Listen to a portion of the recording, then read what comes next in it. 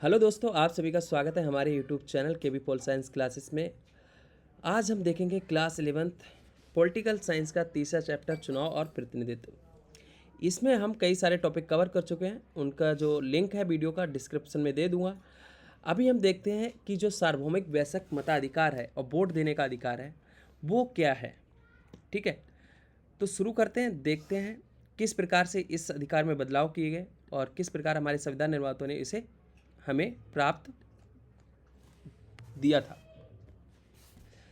तो देखो, भारतीय संविधान निर्माता जो थे हमारे, उन्होंने क्या करा, जब संविधान बना रहे थे तो उन्होंने इस अधिकार पर किसी भी प्रकार की बहस और विचार विमर्श नहीं करा।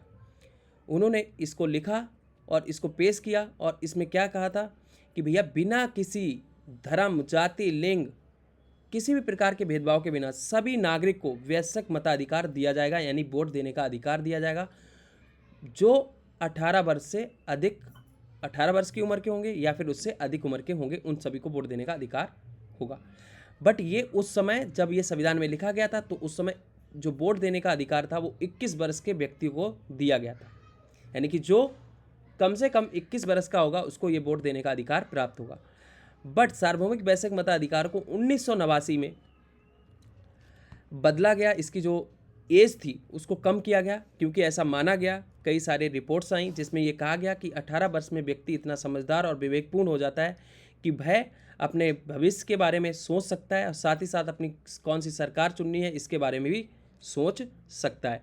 तो इसलिए 1989 में एक संशोधन लाया गया, 61वां संशोधन, और जिसके तहत जो वोट देने वालों की जो मतदाताओं की उम्र थी, मतदाताओं की वोटर की, वो 21 से घटाकर 18 वर्ष कर दी गई। ये क्वेश्चन कई बार आपके कई सारे एग्जाम्स में पूछा जाता है एमसीक्यू में कि वह कौन सा संशोधन था जिसके तहत मतदाताओं की उम्र 21 से घटाकर 18 वर्ष की गई थी और कब की गई थी। 1989 में कौन से संशोधन के तहत? 61वें संशोधन के तहत।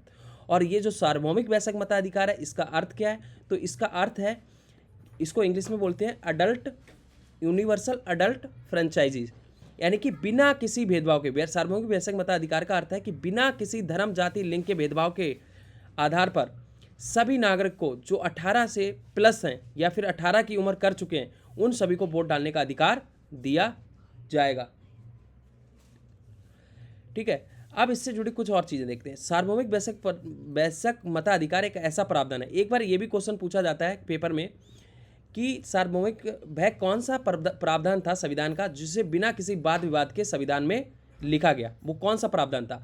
तो ये था सार्वभौमिक वयस्क मताधिकार का प्रावधान, जिसको बिना किसी भेदभाव, विचार विमर्श के, वाद विवाद के संविधान में शामिल किया गया था और सबकी इस पर सर्वसहमति थी कि सभी को ये अधिकार बिना किसी भेदभाव के मिलना चाहिए, चाहे वो स्त्री हो, पुरुष हो।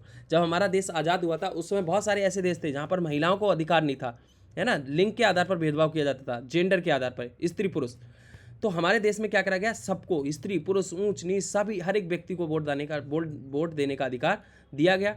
और इस तरह हमारे संविधान में चुनाव लड़ने वाले, और इसके साथ ही साथ हमारे संविधान में ये भी प्रावधान किया गया कि कौन सा व्यक्ति किस पद के लिए कितनी उम्र या किसकी कितनी आयु होनी चाहिए, उम्मीदवार के तौर पर कौन व्यक्ति किस उम्र में चुनाव लड़ सकता है, खड़ा हो सकता है, उससे संबंधित उससे जुड़े नियम भी बनाए गए।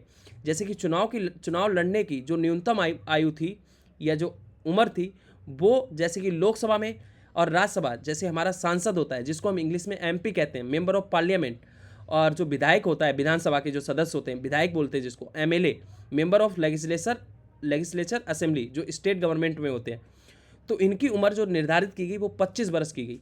इसी तरीके से राष्ट्रपति, उपराष्ट्रपति, सबकी उम्र को तय किया गया संविधान में, और 25 वर्ष का व्यक्ति क्या कर सकता है, सांसद के पद के लिए चुनाव लड़ सकता है और एमएलए, विधायक के पद के लिए भी चुनाव लड़ सकता है। यह भी प्रावधान है कि यदि किसी व्यक्ति को किसी अपराध के लिए 2 या 2 से अधिक बार जेल हुई है तो वह चुनाव लड़ने के लिए योग्य नहीं होगा। तो इस प्रकार के प्रावधान भी हमारे संविधान में लिखे गए। तो ये थे आज के सार्वभौमिक वयस्क मताधिकार से जुड़ी कुछ बातें और कुछ प्रावधान जो अभी हमने देखे। मिलते हैं नेक्स्ट वीडियो में, तब तक के लिए धन्यवाद। जय हिंद, जय भारत।